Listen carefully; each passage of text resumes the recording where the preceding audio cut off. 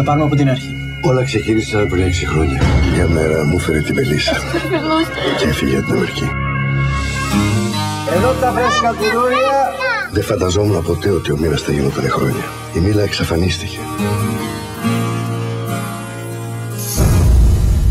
Και με φίλεκε. Γιατί κλαίει.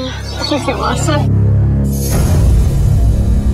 Φοβάμαι πως δεν υπάρχει τρόπος. Ήταν σχεδόν δική σου και η δαιμονία, αλλά...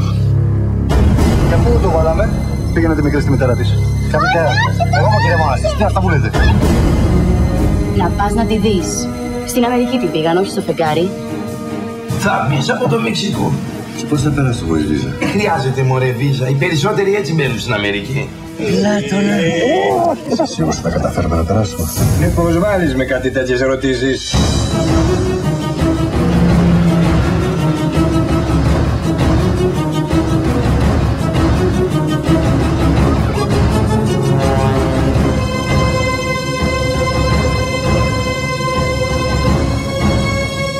Θα τη δεις.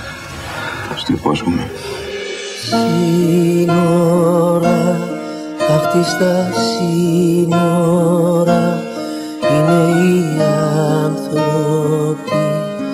Μη με ρωτάς γιατί στην καρδιά του σύνορα, αυτή στα σύνορα είναι οι άνθρωποι. Δεν θα την αφήσεις όμως, Δεν θέλω να σε πάρει. Το υπόσχεσαι. Ως τον